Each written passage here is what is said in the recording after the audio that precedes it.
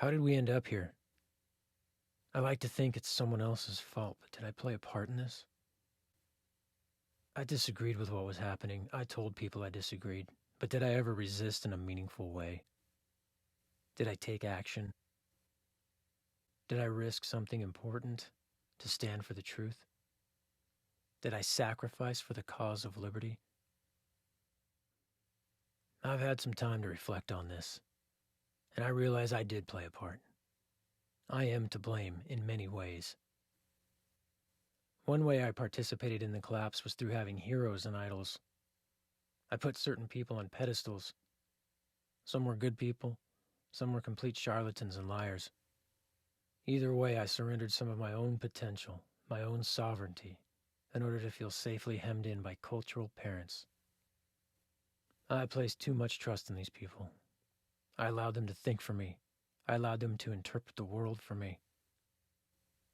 I wanted to believe someone was watching, someone knew what was going on. I wanted to believe someone understood the world and was caring for its needs, and that someone was making sure things didn't get out of control. This attitude is part of what allowed the wrong people to have power and to misuse it. The resignation of my sovereignty became a dereliction of duty. People often wonder, how bad of a sin can it be to let others make decisions for me? How bad of a sin? Real bad. Real bad. Now I'm outgrowing my need for heroes. They're less useful to me than they used to be.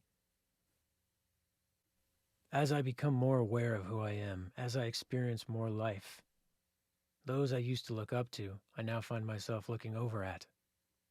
They stand next to me, not above me. I'm thinking of a couple of my former heroes right now. They just don't mean what they used to. In part, this process feels like a breakup. I have emotional connections to these figures. So there's a sense of loss that accompanies outgrowing these hero relationships. As if I'm losing a part of myself. As if there's a void needing to be filled. Who am I if I'm not the person who admires these figures? Without the upward boundary of heroes standing over me, where am I in my life? What are my coordinates? What or who do I revere? So in part, this process feels like a breakup, but it also feels like hubris. Who am I to see these demigods as peers? Or worse, who am I to see these demigods as fools? Can I be confident in who I am without being a self-aggrandizing narcissist? Can I be unimpressed with worshipped men without being prideful or cynical? Of course I can. When I know who I am, of course I can.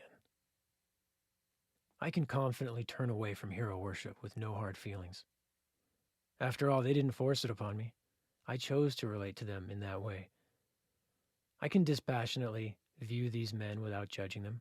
I can clearly see myself as their equal, as a person and as a man. And for the good ones, the ones that deserve respect, I can still appreciate their contributions without deifying them. And there's even a healthy scenario where I can acknowledge that I am more developed or healthy than them in some ways. I can also turn away from hero worship without shaming myself for engaging in the first place. I'm not ashamed of the stages I've been through. I'm not embarrassed of who I am, or who I was, or the version of myself I'm outgrowing. That person found comfort in heroes. I found comfort in heroes. And those versions of me will always be a part of the experience I've had on planet Earth. And while I can confidently turn away from hero worship with no hard feelings, I have no obligation to work this process perfectly. When I was new to this, it showed. I was not well versed at killing heroes. I began with a club, the only weapon at my disposal. I began with anger, an emotion that gave me the courage to swing that club at an icon. And so, with a club, with anger, emboldened by judgment and disdain, I smashed my first hero. Not ready to take responsibility, I blamed the hero for the position I gave him. Unconsciously, I was ashamed of the part I played, so I didn't acknowledge it. It was less painful to see myself as a victim, a newly empowered victim. And I saw it as my job to bring justice to an unjust relationship. I pendulated from worship to hate. The process was scary. It was exhausting. It was my first kill. And it was an emotional and bloody mess. But I trained to be a hero assassin.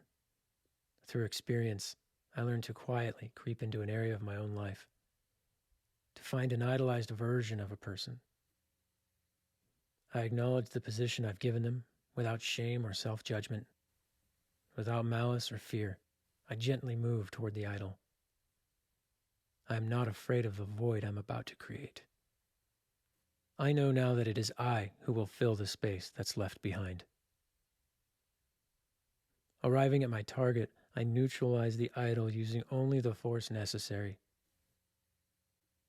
I discreetly dispose of the idol, and in its place, I leave a peer.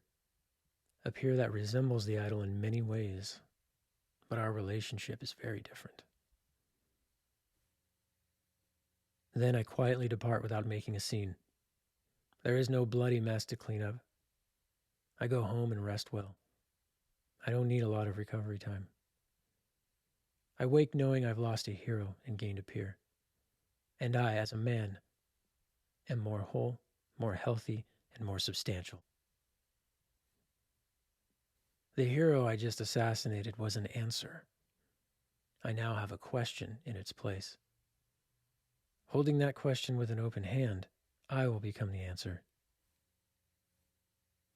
As I accept my iconoclast nature, I find more people looking up to me. This is one way I know my life is changing for the better.